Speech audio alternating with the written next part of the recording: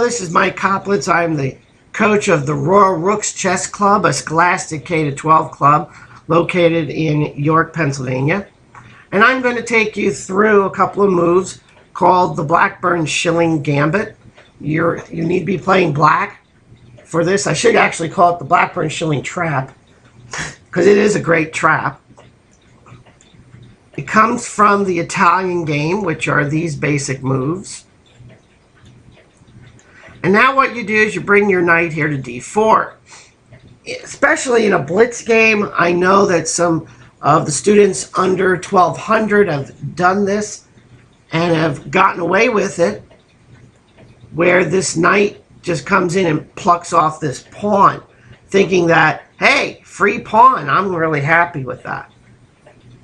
Of course, the threat here from black is coming after this pawn and forking the queen and the rook. Well, what you do is you bring your queen out here, and I recommend to students that you pause for a few moments and look very upset that you've made this major league blunder, because they won't pick up on the fact that this pawn here on g2 is very vulnerable, which is going to give you a decided advantage. Of course, they're taking a look at this pawn, saying, hey, look, I can just go here and get myself a nice free pawn, and I still have the rook and the queen. The queen is still under attack. Well, usually that's what white's going to do and be very happy about it. And again, I tell my students, pause for a little bit, look really upset, but of course then come down here and take that b2 pawn. Now at this point you're threatening the rook, but you're also threatening, if you look at it this way, checkmate, because the king cannot move to the e2 square because of the knight. Well, he also doesn't want to give up the rook. And there's a couple of things he could do to get around this, by the way. But right now, let's look at what normally occurs, shall we say, or usually occurs, is the rook moves over. But you've got your eye here on this pawn.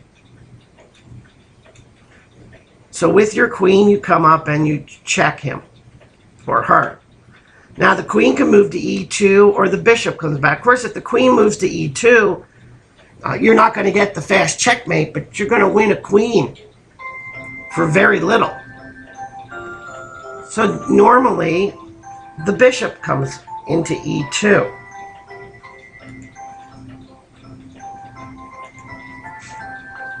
Now, if you notice here, and let me highlight some of these squares real quick.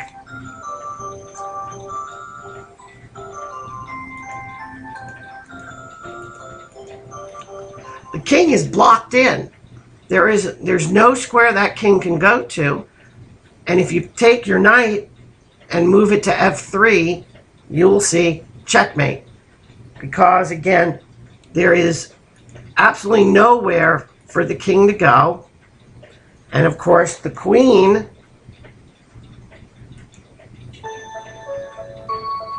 whoops.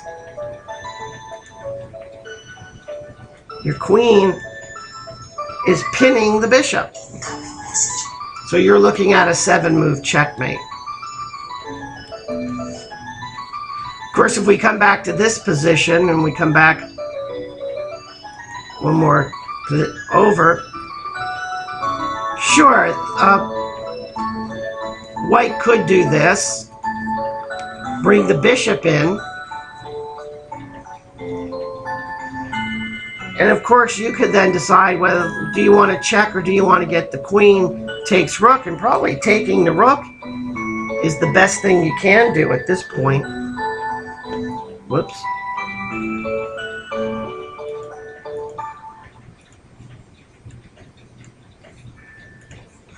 Is come in here and grab. You're also threatening to bring the knight in. See, this knight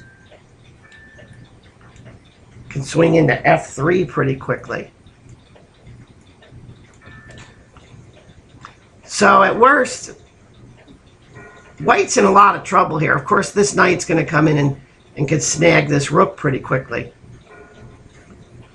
But after this check, what happens when the king goes to e2? Shouldn't be too hard to see that you're gonna have a win here.